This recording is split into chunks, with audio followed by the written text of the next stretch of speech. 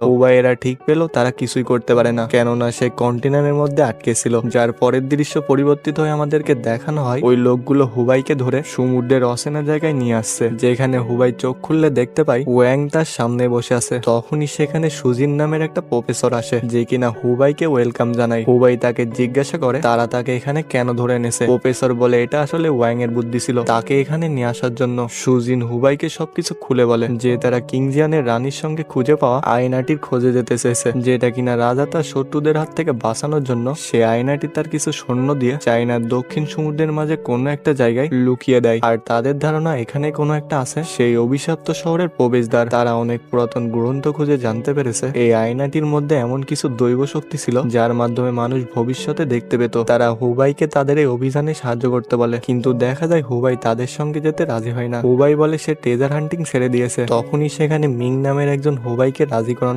চেষ্টা করে, কিন্তু দেখা যায় সেই লোকটি আসলে হুবাইয়ের আঙ্কেল ছিল, যে কিনা একজন বিশেষজ্ঞ সুজিনদের সাথে এই অভিযানে যেতে চেয়েছিল এই গুপ্তধনের লোভে। সে হুবাইকে চুপচাপ বলে তাদের সিক্রেটটা সিক্রেটই রাখবে এবং সে তাকে বারবার এই অভিযানে যাওয়ার জন্য রাজি করাতে থাকে, কিন্তু হুবাই কোনোভাবে রাজি হচ্ছিল না। তখন দেখা যায় সেখানে শেল্লিও চলে আসে। শেল্লির আওয়াজ শুনে হুবাই তো অনেক ইমোশনাল হয়ে পড়ে, যার পরে তারা সমুদ্রের মধ্যে একটা আইল্যান্ডে চলে আসে। হুবাই বারবার শেল্লিকে বোঝানোর চেষ্টা করছিল এই অভিযানে না যাওয়ার জন্য, কারণ অভিশপ্ত জাতির নগরীর রাস্তা অনেক ভয়ঙ্কর। এতে শেল্লি বলে তাদের মাঝে কোনো সম্পর্ক নেই আর সে তার অভিশাপটি ভাঙার রাস্তা নিজে খুঁজে নেবে। সে অনেক পুরনো বই ঘেটে জানতে পেরেছে রানীর তৈরি অভিশাপের বাঁচার একটা মাত্র রাস্তা, আর সেটা হচ্ছে ফিনিক্স রত্ন, অর্থাৎ সেই রত্নটি যে কিনা রাজা 4000 বছর আগে খুঁজে পেয়েছিল। ফিনিক্স রত্নই তাদের এই অভিশাপ থেকে মুক্ত করতে পারবে, আর ওই আয়নাটি ফিনিক্স রত্ন পর্যন্ত পৌঁছানোর একমাত্র চাবি। সে বলে ওই আয়নাটির মধ্যে আরো কিছু দৈব শক্তি রয়েছে যার মাধ্যমে ওই আয়নাটির মধ্যে যে কোনো কিছুই সংরক্ষণ করা সম্ভব, আর রাজা সে আয়নাটির মধ্যে ফিনিক্স রত্ন পর্যন্ত পৌঁছানোর সিক্রেটটি লুকিয়ে রেখেছে। সে যেভাবে হোক আয়নাটি খুঁজে বের করবে। এতে হুবাই আর কোনো উপায় না পেয়ে এই অভিযানে তাদের সাথে যেতে রাজি হয়ে যায়। যার পরে দেখা যায় তারা সকলে মিলে আইল্যান্ডের মাঝে একটা সিক্রেট জায়গায় চলে যায়। সেখানে তারা মাস্টার নু নামের একটা নাবিকের সঙ্গে দেখা করে। এখানে ম্যাট বুলিঙ্গ ছিল। তারা মাস্টার নুর জাহাজে করে সেই অভিশপ্ত নগরীর খোঁজে যাচ্ছে, কেননা খুব বেশি মানুষকে তারা এই আয়নার ব্যাপারে জানাতে যাচ্ছিল না। আর মাস্টার রু এর আগেও একবার ভুল করে সে অভিশপ্ত নগরীর